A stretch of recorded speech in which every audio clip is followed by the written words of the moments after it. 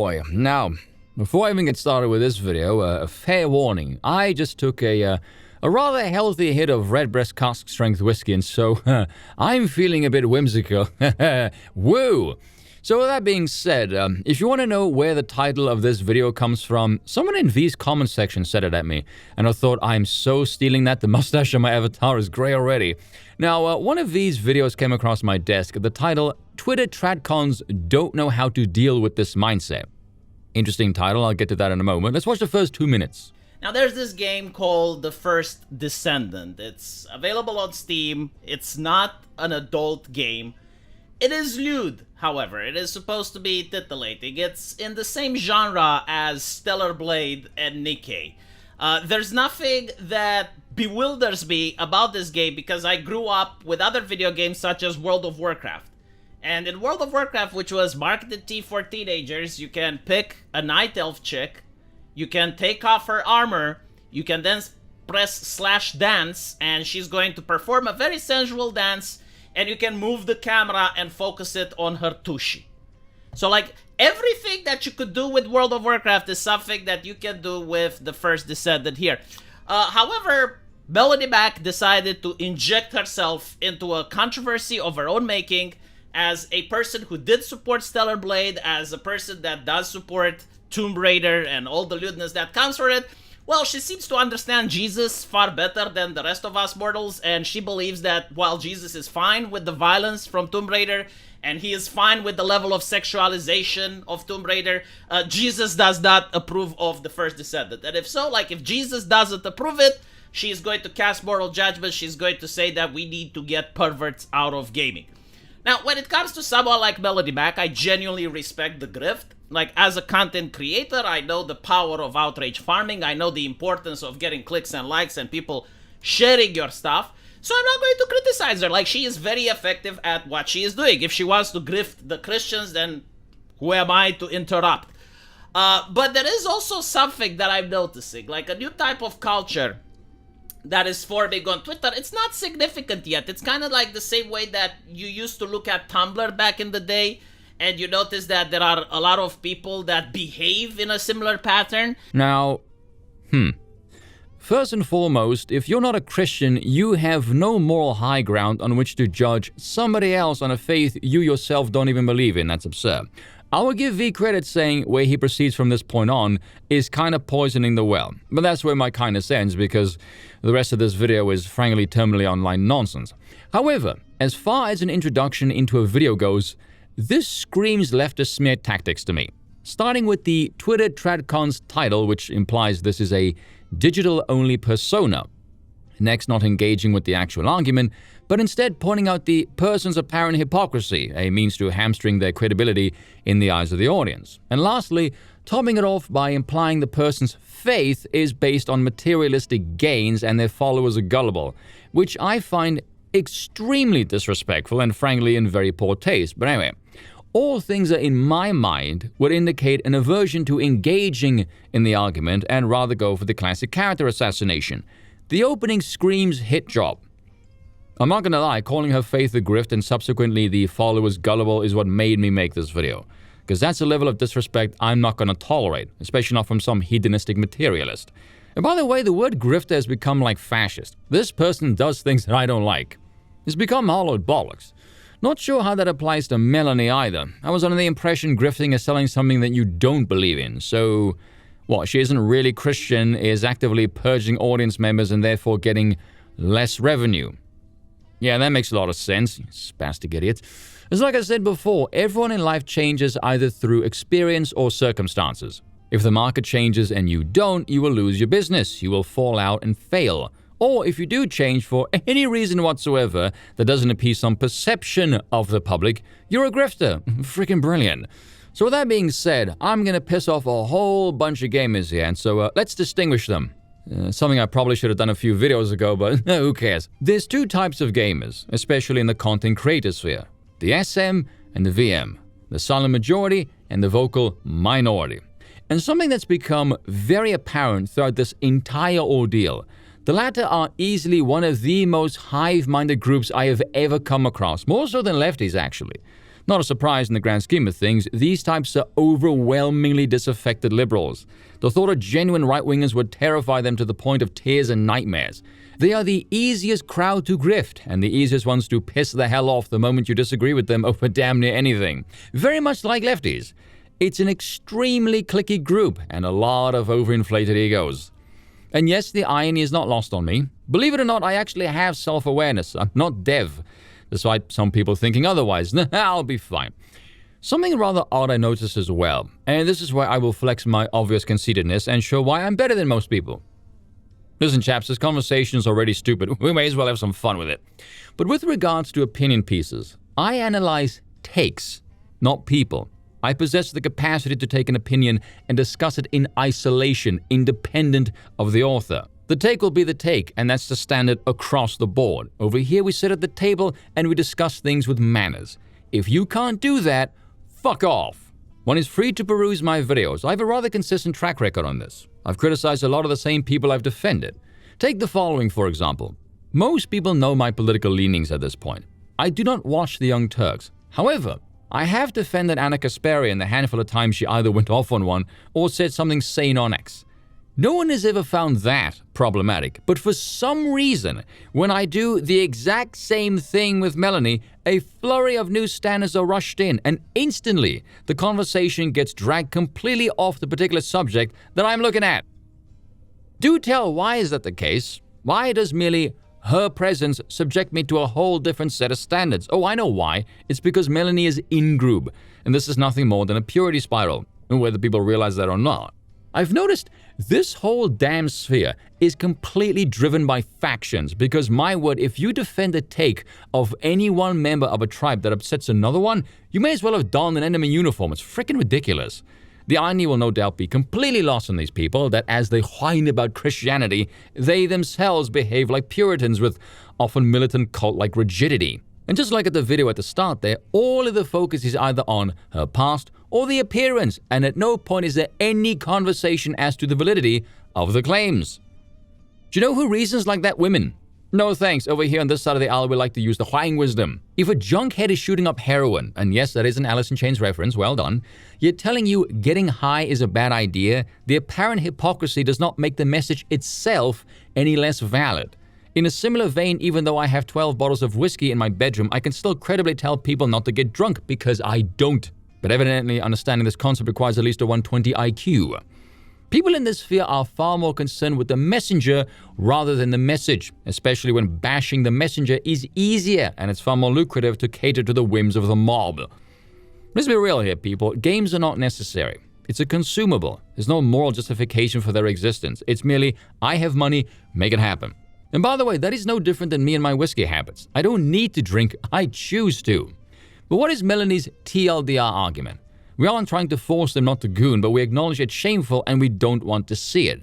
If they want to be perverts, just do that privately. Those are her own words, by the way, rather libertarian actually. There is no advocating for the use of any state power whatsoever. Now, I don't know about any of you, but I don't find that particularly contentious, do you? But of course, we must address the arguments of hypocrisy by the plebs who reason like a bunch of liberal women. By the way, here's how we know her detractors are a bunch of leftists, because they can't frickin' meme either.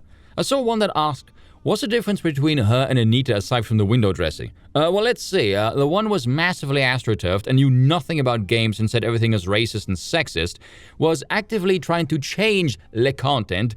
Meanwhile, the other one is apparently this hypocrite because she approved of Stellar Blade and is a big fan of Tomb Raider. It also wants to remove attractive female characters, which would also include her own. How does any of this make sense, you stupid assholes? This is how you know the space is full of a bunch of morons. Should we have a rational conversation about any of this? Nah, we're just gonna dogpile and drama farm the hell out of this despite the fact that our argument makes no fucking sense. Anyway, with that being said, let me try my hand at defending this. Let's take V's own argument, right, with regards to Stellar Blade, because he said it would not have made a dent in, say, the 2000s market. It looks like every other game. And he's right, I agree. But then along comes the spiteful gremlins and ruins both the gameplay and the fan service. If you do this for years on end and you starve the people of this one variable and all of a sudden you present something reminiscent of that era, today it causes this disproportionate audience reaction, like a prisoner seeing a woman for the first time in 10 years. The lack of sexualization presently, at least in this sphere anyway, causes a reaction of looking at everything sexually now as too perverse, including the past depictions as well. Melanie's distaste is primarily the audience's public reaction. Much the same way that she could defend Eve from Stellar Blade's aesthetic, but not gush over it like the rest of the gooning morons. I can like the same character as the mob, but that doesn't mean I like it to the same extent. Or hell, even for the same reason. Tomb Raider is another example. Lara always looked like that, but because we're in the era of prisoner who's seen a woman in 10 years, now she's seen as some kind of baiting eye candy. Or here's another angle as well. Take me, for example. My favorite game is San Andreas, but the protagonist, CJ, is black, and the cast is very diverse. But if you pitch that in today's climate, it would be called DEI woke trash on just that variable alone. But it wasn't, it was a gaming masterpiece, best-selling PS2 title. But anyone who says it's woke would be called an idiot. People can't seem to take into account the different eras of gaming. It's a point Vex Electronica tried to make on a panel a while back. Well, I say tried because I suspect she has a much higher IQ than most people, given that the well-articulated point went right over everybody else's heads. It was surreal to watch in real time, come to think of it, but anyway. Her concern was simply that in the age of gargantuan losses and microtransactions everywhere, the excessive titillation might well cause an artificial market signal, and companies will be more concerned with making a profit via the jiggle physics as opposed to producing titles of genuine quality. My friend Bill summed it up succinctly. It's an appeal for a little bit of decorum that's being misinterpreted as an appeal for government encroachment. As it stands, I think people need to learn how to titillate with a bit of finesse rather than just stapling tits to the cover and calling it a day. Brilliantly put, right on the money.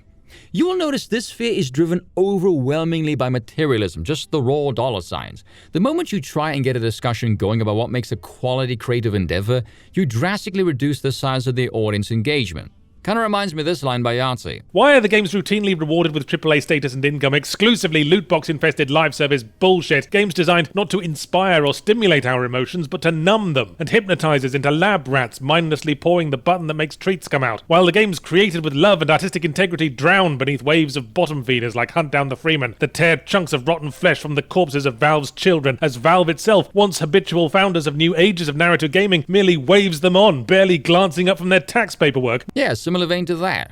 And that was said 6 years ago. Yikes. I actually had a brief conversation with Harmful Opinions about this, and he hit me with these. What should the mainstream be? Good? High quality? Can you indoctrinate people into having taste? And if what they're consuming is good, do they even receive it in a way that means they're appreciating it, and not just in exactly the same way they would engage with anything else you put in front of them? Those are some really good questions, and there is a conversation to be had about what genuinely makes a quality product, which it seems to me no one in these spaces ever has because, frankly, I think it's above the intellectual pay grade. And that includes myself, by the way. I can maybe defend my favorite titles as a player experience, but I don't think I can knock out an essay justifying it on the grounds of artistic integrity. Or maybe can for BioShock, actually. Everyone just focuses on the raw dollar signs and sales. It's all very soulless and hollow. If you've ever had a good craft beer or locally made whiskey, and you know something isn't going to change the world through mass production, but you can still appreciate the artisanal effort that went into making what you're currently experiencing. It's missing that. Frankly, I think the biggest problem gaming has is ultimately its size. Once it tries to appeal to everyone, it starts to appeal to no one, and the quality gets watered down in the effort to just chase the profit margins. Sad times, really. Now, with all of that being said, I want to ask people a serious question. As one goes through life, seeing certain things that at one point were considered fairly innocuous, but then through repetition compounds and begins to irritate you.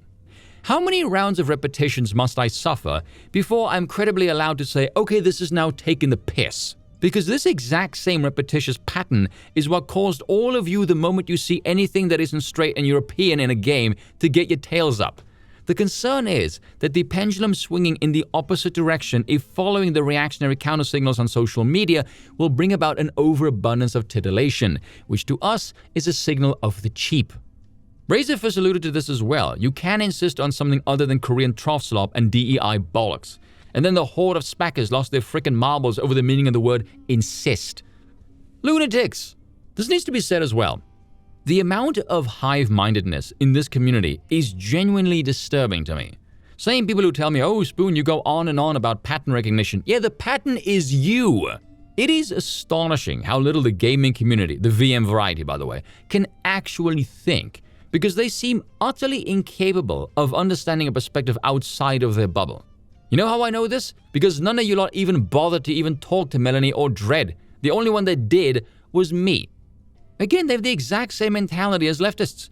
You get these absolute batshit people trying to figure out Melanie's angle, what's her agenda, reading in between lines that aren't there, thinking she's some plant to sow discontent among the community. Or maybe she's just a girl with an opinion.